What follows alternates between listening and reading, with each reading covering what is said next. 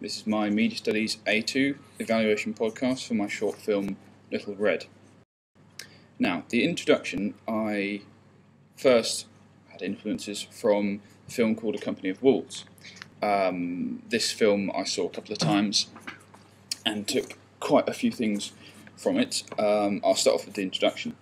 The opening shots of a park or forest with lots of woodland animals and that can be related to the opening sequences of Company of Wolves, where they have lots of tracking shots of a wolf running through the forest to the piano music. The introductory shots of the forest have many slow zooms and dissolve transitions, much like out of A Company of Wolves. The film The Company of Wolves includes many animals throughout the film.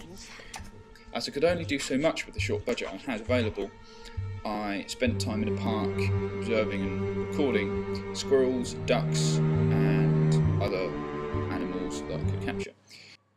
These animals are included in the introductory shots to give a much more natural looking mise-en-scène.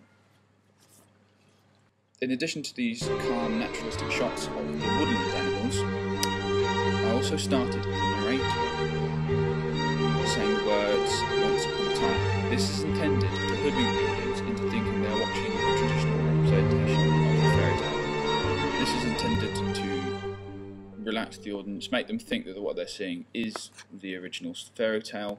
Only after that they are lulled into a false sense of security, I take them out of it by showing the shot of Sam, narrator 2, saying, "Hang on a minute, do we have to start it like this?"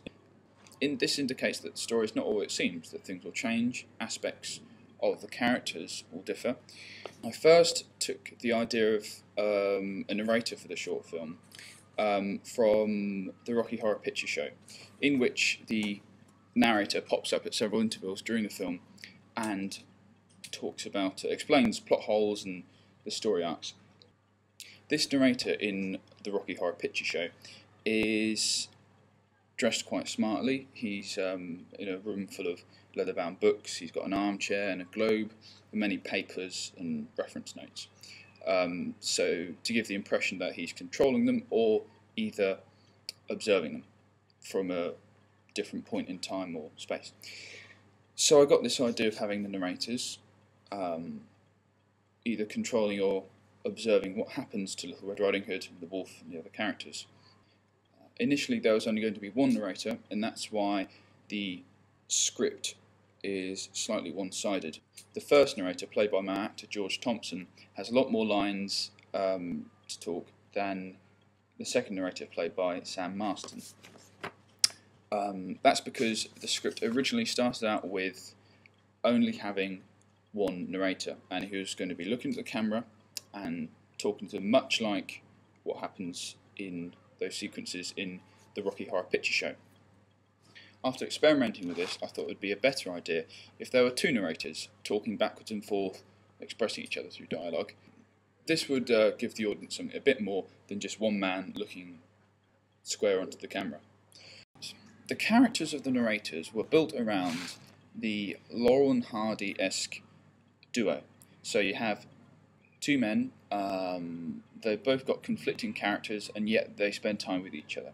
So they have a lot of conflict and they have a lot of arguments and backwards and forth between them. I chose George Thompson and Sam Marston to play the part of the narrators, as their real life personalities often clash, much like how the narrators are supposed to be. The narrators are supposed to bicker backwards and forth about what should happen in the film.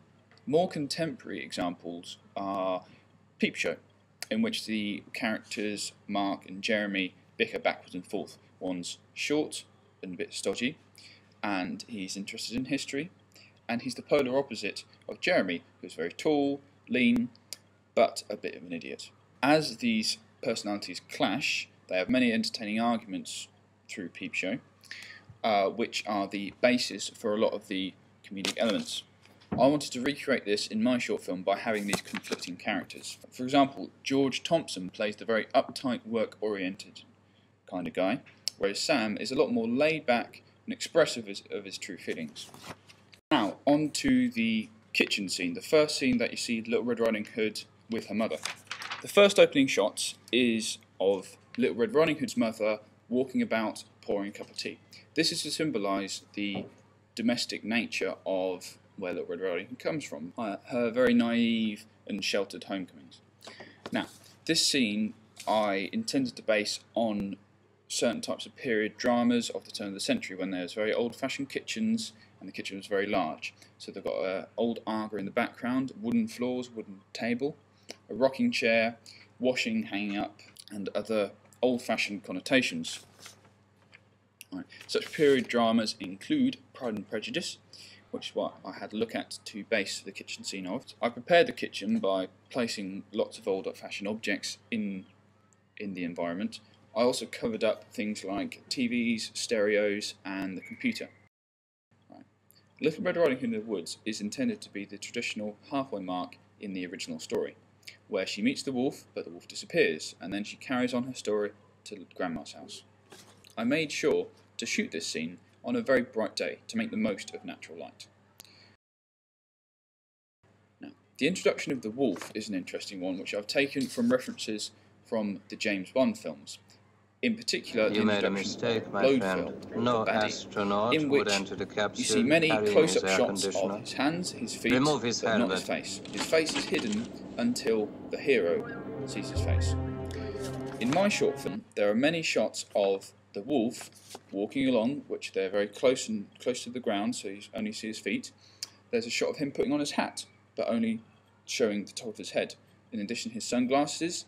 This is intended to create an element of suspense within the short film, as the audience obviously wants to see the infamous face of the wolf and yet are held back until the very last moment. In addition to creating the element of suspense by only showing the bottom half of the wolf, never his face, until the hero has seen the bad guy's face.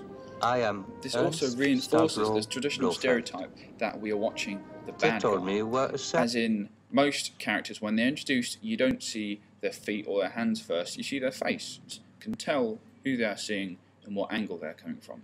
And yet with many bad guy connotations, particularly through the James Bond films with the introduction of Blofeld, you only see him, his hands, his lap, stroking his cat, or his feet.